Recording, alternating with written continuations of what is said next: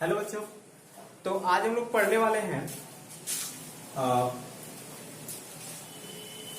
कक्षा 12 की क्लास है। ठीक है, इसमें हम लोग पढ़ेंगे।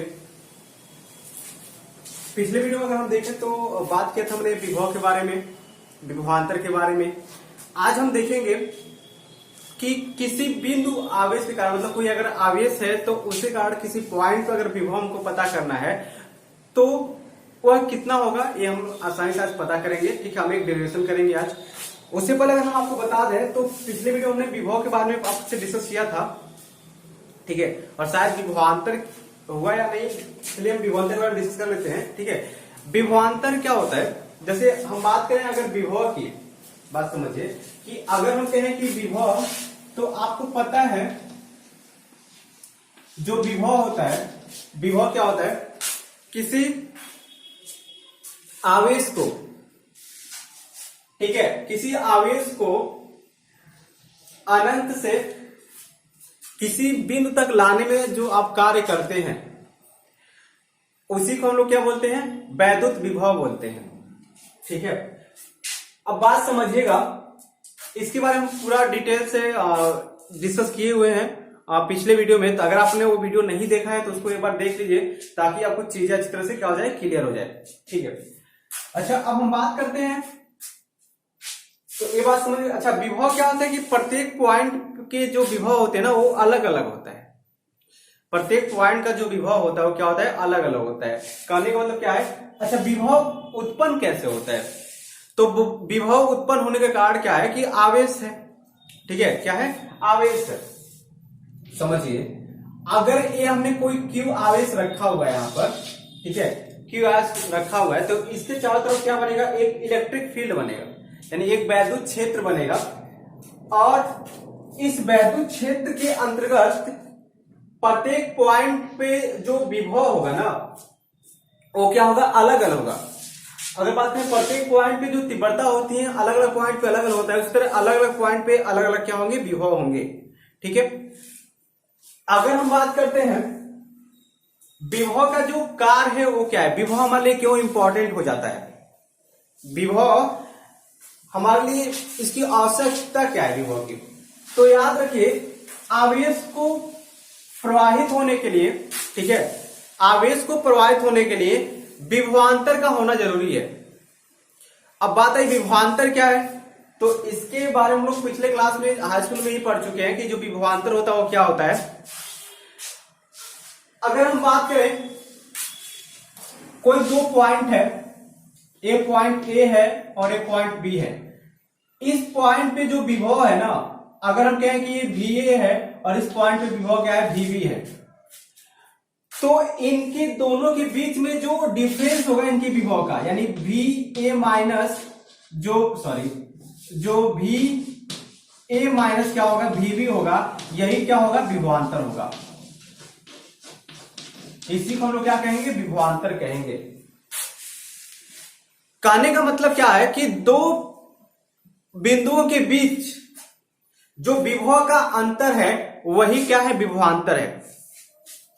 तो हमने बताया कि अभी कि आवेश को प्रवाहित होने के लिए ये जरूरी होता है, क्या होना चाहिए? विभवांतर होना चाहिए। अब विभवांतर कैसा होना चाहिए? अब बात समझिए, कहने का मतलब क्या है? जैसे आपको पता होगा कि अगर हम कहें कि ये आपके पास एक कोई बर्तन है, ठीक है, एक आपके पास एक बर्तन है जिसमें क्या भरा हुआ है? द्रव भरा हुआ है। क्या भरा हुआ है? द्रव भरा हुआ है। और एक दूसरा कोई बर्तन है, ठीक है, इसमें एक दूसरा कोई बर्तन है जिसमें भी कुछ द्रव भरा हुआ है। अगर आप चाहें कि इसका पानी इसमें लाना है आपको, ठीक है, इसका पानी इसमें लाना है, किसी पाइप द्वारा आपको लाना है, मान लीजिए किसी पाइप द्वारा पाइप को जोड़ देंगे और इसका पानी इसमें लाना है, ये नहीं कि इसको उठाकर इसमें डाल देना, ऐसे नहीं करना। ठीक है, तो एक पॉसिबल कब है कि जब इन दोनों के तल में कुछ अंतर होगा, यानी इनके बीच में तलांतर होगा। यानी अगर इन दोनों का तल एक दूसरे के समान है तो ना ही पानी इसमें से इसमें जाएगा और ना ही पानी इसमें से इसमें आएगा। तो कहने का मतलब क्या है? जिस तरह से पानी को, यानी द्रव को प्रवाहित होने के लिए तलांतर की जरूरत है, उसी तरह विभव को प्रवाहित होने आवेश को प्रवाहित होने के लिए विभवांतर की क्या है? जरूरत है। ठीक है, अब होता क्या है थोड़ा सा डिफरेंस इसमें हो जाता है कि जो यहां पर देखिए ये उच्च तल से निम्न तल क्यों जाता है, किससे उच्च तल से निम्न तल क्यों जाता है। सेम इसी तरह अगर हम बात करें तापमान की, ठीक है,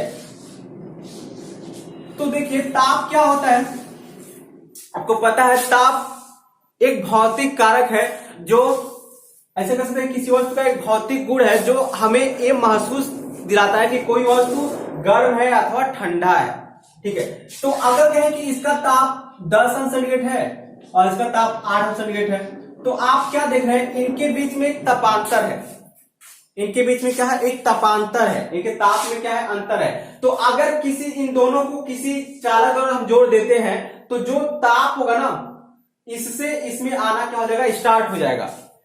कहने का मतलब यह है कि जब ताप उसमें आना स्टार्ट हो जाएगा, और कब तक आएगा, जब तक कि दोनों ताप आपस में क्या हो जाए, बराबर हो जाए। और इसमें भी दबाव कब तक आएगा, जब तक कि दोनों के तल जो होंगे आपस में बराबर नहीं हो जाएंगे। यानी तपांतर क्या चाहिए, 0 चाहिए, तलांतर भी क्या चाहिए, 0 चाहिए।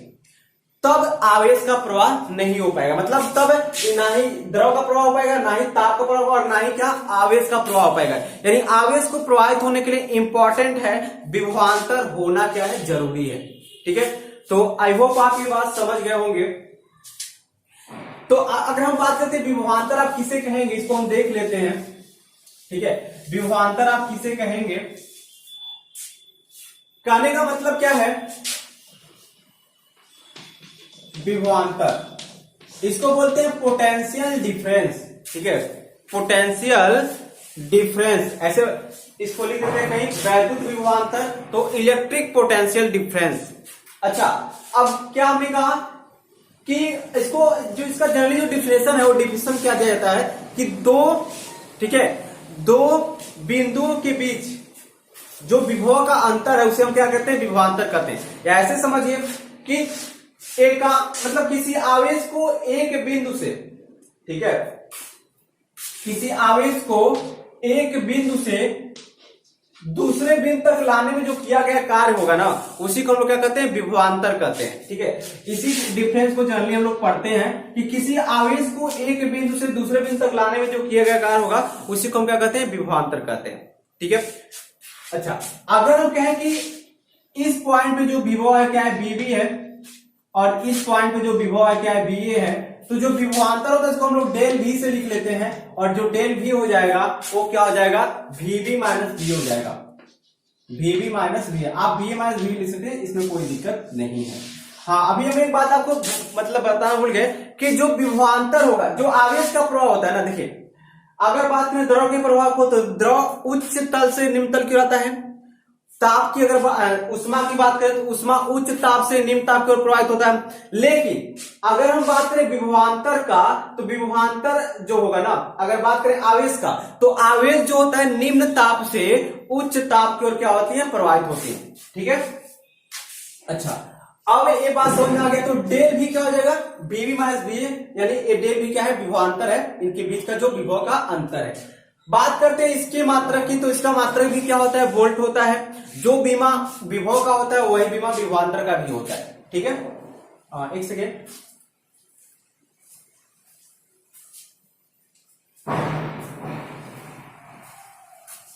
ठीक है। अब आप ये समझ गए होंगे कि विभवांतर क्या होता है, ठीक है। और विभवांतर जरूरी है कि मान लीजिए इन दोनों के बीच का पोटेंशियल डिफरेंस होगा तभी तो किसी आवेश को यहां तक प्रवाहित करें। देखिए इसी तरह अगर आप करें बैटरी में, देखिए जो बैटरी आपका होता है ना, कोई भी बैटरी हो, कोई भी बैटरी जो हमने क्या मोबाइल का बैटरी करें, क्या जो भी क्या बोलते हैं कि जिस टीवी को चलाने के लिए, जो बल्ब जलाने के लिए जिस बैटरी का हम लोग यूज करते हैं, तो इनके 2 प्लेट होते हैं। समझिए बात को, कितने प्लेट होते हैं, 2 प्लेट होते हैं, और 2 प्लेट में एक प्लस लिखा होता है और एक क्या होता है, माइनस लिखा होता है। तो मतलब क्या है, एक प्लस ये निम्न विभव है और एक क्या है, उच्च विभव है। तो जो हमेशा धारा का प्रभाव क्या होता है, निम्न विभव से क्या होता है, उच्च विभव की ओर होता है, ठीक है। हमेशा धारा का जो प्रभाव होता है निम्न विभव से उच्च विभव की ओर होता है। तो आई होप आप इतनी सी बात समझ गए, क्योंकि आवेश से निम्न विभव से उच्च विभव की ओर आता है, ठीक है। ओके, अब हम पढ़ने वाले हैं कोई वैद्युत क्या है, कोई बिंदु आवेश है जिसके कारण हमें किसी पॉइंट पे विभव की यानी वैद्युत विभव की गणना करनी है। अरे बात समझिए, हमने कहा कि अगर कोई क्यू आवेश है तो आपको पता, हमने कहा कि इसके कारण यहाँ पर कुछ विभवांतर होगा, यहाँ पर विभवांतर होगा, यहाँ पर विभवांतर होगा। ये तो हमको पता है विभवांतर होगा, लेकिन हमको ये पता करना कि विभवांतर कितना होगा। तो इसके लिए हम क्या करेंगे, अगर आपसे कहे, आप किसी को बता देंगे हाँ कि इसके कारण यहाँ पर विभवांतर इतना होगा, इसके कारण यहाँ पर विभवांतर मतलब यहाँ भी विभवांतर होगा, यहाँ भी विभवांतर होगा और यहाँ भी कुछ ना कुछ विभवांतर होगा। लेकिन अगर आपसे पूछा जाए कि विभवांतर होगा कितना, तो उसको बताने के लिए आपको चाहिए ना कुछ फार्मूला। तो हम आज इसी फार्मूले के बारे में डिस्कस करने वाले हैं, ठीक है। तो आई होप आप इसे अच्छी तरह से समझ रहे होंगे। अब हम बात करते हैं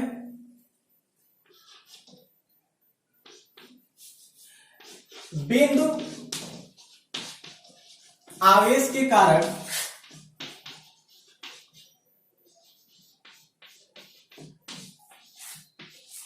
वैद्युत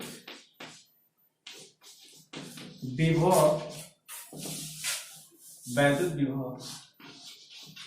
की गणना करना। बिंदु आवेश के कारण वैद्युत विभव की गणना करना, ठीक है। ये आपका क्या है,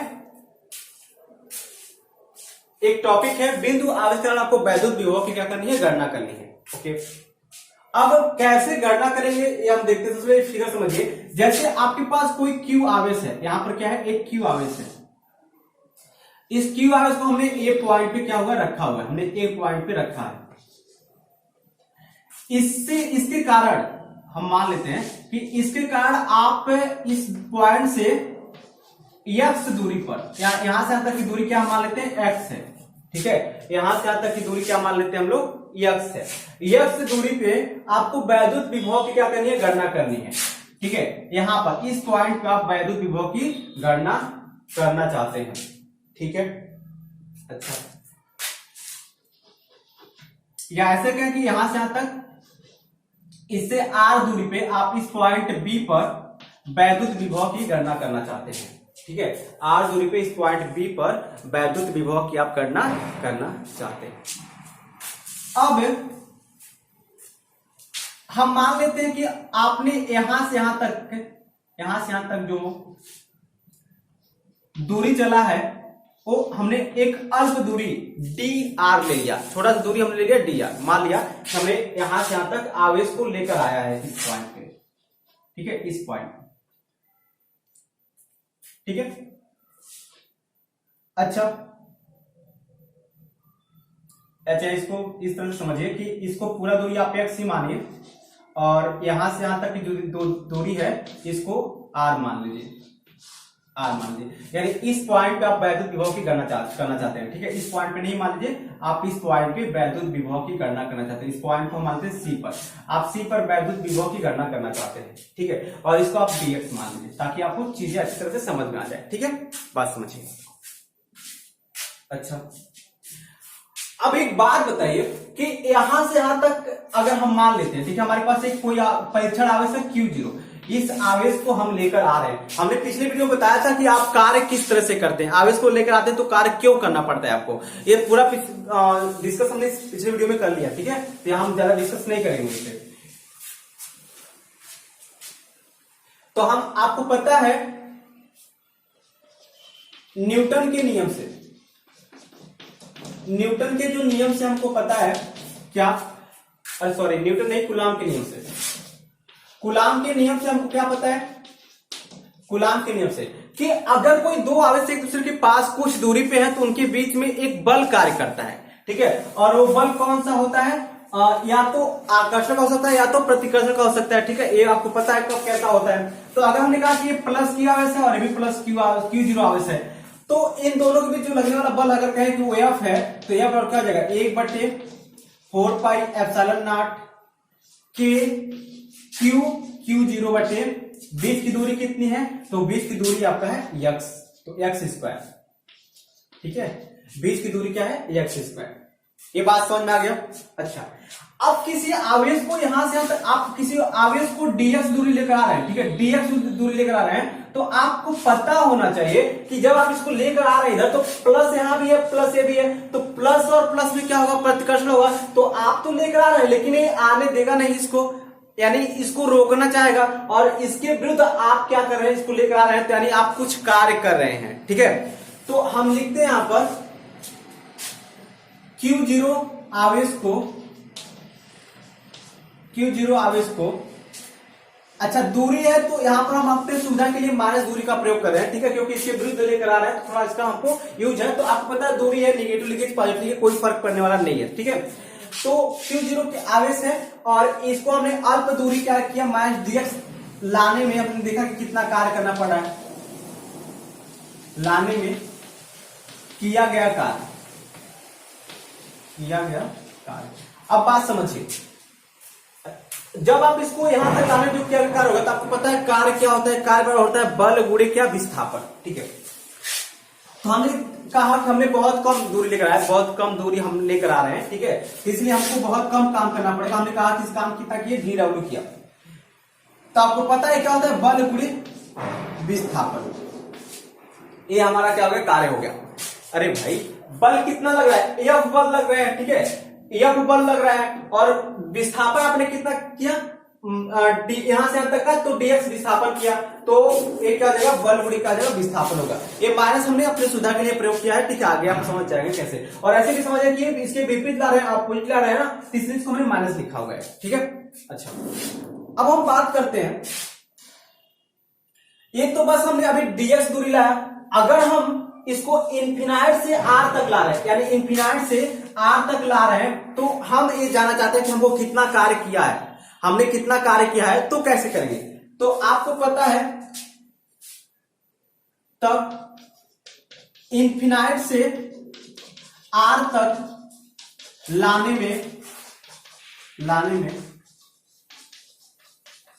किया गया कार्य, ठीक है। अब ये कार्य कितना होगा, ठीक है, इन्फिनाइट से r तक लाने में किया गया कार्य, तो हम इसको मिटा रहे हैं कुछ टाइम के लिए। अच्छा, इसको यहां देख लीजिए, ठीक है, जो किया गया कार्य होगा कितना हो जाएगा।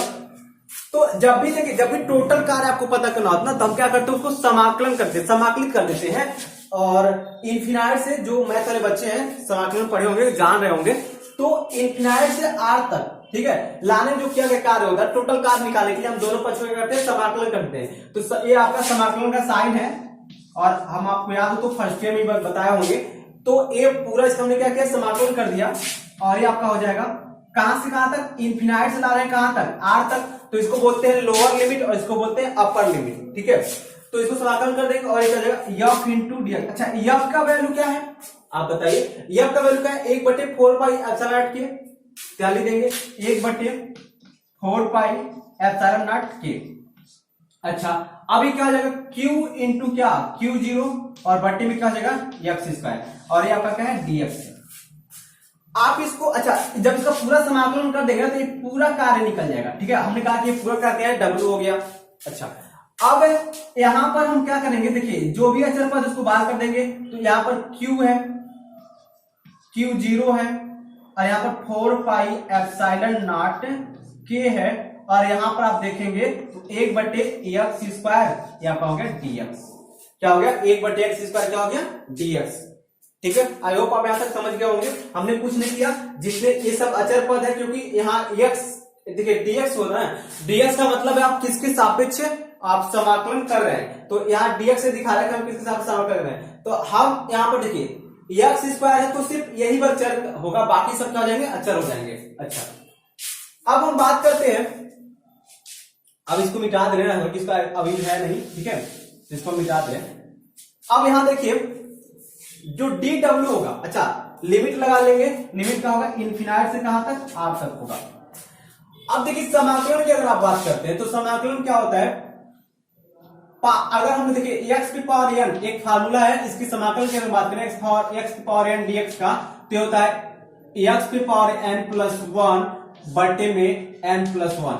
यानी अगर इसका समाकलन कर रहे हैं तो आप इतना इसको कर सकते हैं, ठीक है। सेम इसी फार्मूले पे अगर हम आप देखेंगे तो ए ऊपर जाएगा तो एक्स की पावर क्या हो जाएगा, -2 हो जाएगा, तो यहां भी -2 हो जाएगा, एक्स की पावर -2 और यहां भी -2 हो जाएगा, यानी ये भी -2, तो -2 में से भी घटेगा तो एक्स की पावर -1 हो जाएगा और यहां भी -2 में से घटेगा तो -1 हो जाएगा। अब एक बात है, इसको आप लिखेंगे कैसे, तो इसको आप लिख सकते हैं, ये माइनस है तो माइनस जाएगा और आपको पता है एक्स की पावर -1 को हम क्या लिखते हैं, 1/, ये आपसे लिख देते हैं। टोटल हम बात करें तो टोटल ये आपको जाएगा W बराबर 1/4 पाई एप्सिलॉन नॉट के और हो जाएगा Q0, यहां पर लिख लेते हैं इसको Q0 और ये आपका हो जाएगा -1/x। अभी मैंने बताया कैसे हो गया बटे x। अच्छा, अब लिमिट क्या है, लिमिट को ऐसे लिखते हैं, ए इनफिनाइट हो गया और ये क्या हो गया, आर हो गया। ये लोअर लिमिट होता है, ये अपर लिमिट होता है, ठीक है, ओके। अब इसको मैथ्स को बाहर आप कर सकते हैं, तो मैथ्स बाहर आएगा तो आपका यहां हो जाएगा -Q0 और बट्टे में 4 पाई एप्सिलॉन नॉट, ठीक है, बट्टे में क्या जाएगा 4 पाई एप्सिलॉन नॉट के। अब यहां आप देखेंगे तो लिमिट कैसे रखा था, तो पहले रखते हैं लोग अपर लिमिट, तो अपर लिमिट क्या है, 1/r, ठीक है। पहले हम लोग लिखेंगे अपर लिमिट और बाद में लिखेंगे लोअर लिमिट, तो ये हो जाएगा माइनस, ठीक है। अच्छा, एक गलती हमने किया है, थोड़ा ध्यान दीजिएगा, ये माइनस था ना, सॉरी, तो आपका ये हो जाएगा, ये माइनस आपका यहां आ जाएगा, माइनस छूट गया था और ये माइनस आपका यहां आ जाएगा, माइनस था तो यहां भी माइनस हो जाएगा और यहां भी माइनस हो जाएगा। अच्छा, अब ये हो जाएगा 1/, क्या, इनफिनाइट, क्या हो जाएगा। अच्छा, अब बात समझिए, ए माइनस और ए माइनस मिलकर क्या बन जाएगा, प्लस बन जाएगा, ठीक है। अब हो गया आपका 1/, इनफिनाइट, इसको हम मिटा देते हैं। अब W क्या निकल जाएगा, W निकल जाएगा Q0 4 पाई एप्सिलॉन नॉट के इनटू क्या, R। आप इतना कर सकते, ए W का मान निकल गया, ठीक है, ठीक है, एक क्या हो गया, W का मान निकल गया, ये तो बात हो गई।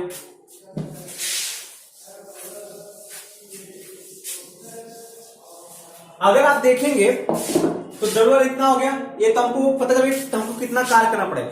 अगर आपको पता है विभव का हमने जो परिभाषा लिखा था, विभव के परिभाषा से क्या, जो विभव होता है क्या होता है, W/, यानी विभव को V से लिखते हैं और ये तो W/Q0, क्या होता है, W/Q0, यानी जो V का मान निकल जाएगा वो निकल जाएगा, अगर W का मान देखें तो क्या जाएगा, Q0/4 पाई एप्सिलॉन नॉट के इंटू R, और बट्टे में क्या हो जाएगा, यहाँ पर Q0 है तो Q0 हो जाएगा और Q0 से Q0 का जाएगा, खत्म हो जाएगा, यानी यहां से जो V का मान आपका निकल जाएगा वो निकल जाएगा, यानी 1/4 पाई एप्सिलॉन नॉट के और यहां पर Q/R। जहां Q क्या होता है, जो आपने जिस आवेश के कारण विभव की गणना करनी होती है और उससे कितनी दूरी पे, यानी कहा जाए कि अगर मान लीजिए आपके 4 कूलम का आवेश है और इससे r दूरी पे आपको 2 सेमी दूरी पे विभव की गणना करनी है, यानी इस पॉइंट पे, तो आपको यानी Q का मान क्या निकलेगा, 4 निकल जाएगा और R का मान क्या हो जाएगा, 2 हो जाएगा। बात समझ में आया। तो इस तरह से अगर कोई आवेश है और आपसे पूछा है कि उस आवेश के कारण किसी उससे इतना दूरी पे विभव की हमको गणना करनी है, देखिए एक Q आवेश है और उसके कारण R दूरी पे विभव की गणना करनी है, तो आप इसको आसानी से इस फॉर्मूले से कर सकते हैं। देखिए निर्वात तथा y के लिए आपको पता है K का मान 1 हो जाता है, तो निर्वात तथा y के लिए जो इसका मान हो जाएगा वो जाएगा 1/4 पाई एप्सिलॉन नॉट, K का मान 1 हो जाएगा और Q/, क्या हो जाएगा, R हो जाएगा। तो ये हो गया क्या, विभवांतर, ठीक है, ये क्या हो गया आपका, सॉरी, विभव हो गया। तो किसी बिंदु आवेश के कारण किसी पॉइंट पर अगर आपको विभव की गणना करनी है तो आप इसको आसानी से इस तरह से कर सकते हैं, ठीक है। तो आई होप आप इसको अच्छी तरह से समझ गए होंगे, ठीक है। तो अब अगले वीडियो में हम इसका अगला जो पार्ट है, ठीक है, जो जिसमें एक, अभी तो आपने देखा कि अगर आपके पास एक आवेश है, अच्छा देखिए यहाँ पर एक शब्द है ना, बिंदु आवेश। तो बिंदु आवेश के बारे में हमने बहुत पहले वीडियो दिया था, उसमें डिस्कस किया था कि बिंदु आवेश क्या है। ठीक है। ऐसे एक बार हम बता देते हैं कि जब दो आवेश क्या होते हैं ना, एक दूसरे से बहुत ही मतलब क्या कहें कि दूर होते हैं, एक दूसरे से क्या होते हैं, बहुत दूर होते हैं। ऐसे कहें कि अगर आपके पास दो आवेश है, एक आवेश यहाँ है और एक आवेश यहाँ है, तो इनके बीच की जो दूरी है r है। तो इन दोनों आवेशों को, इन दोनों का जो आवेश है ना, अगर इनका बीमा क्या हो, बीमा मतलब लंबाई चौड़ाई ऊंचाई कुछ होगा करेगा, ठीक है। तो इनकी जो बीमा है इसकी दूरी की तुलना में क्या हो, बहुत कम हो, यानी r की तुलना में क्या हो, बहुत कम हो। यानी ऐसे समझिए कि इन दोनों आवेशों की जो बीमाएं हैं वो r की तुलना में, इनके बीच की दूरी की तुलना में बहुत कम हो। तो इन दोनों आवेशों को हम लोग क्या बोलते हैं, बिंदु आवेश कह सकते हैं, ठीक है। तो आज के लिए बस इतना ही। तो जल्दी मिलेंगे अपने अगले नेक्स्ट वीडियो में, तब तक के लिए जय हिंद जय भारत।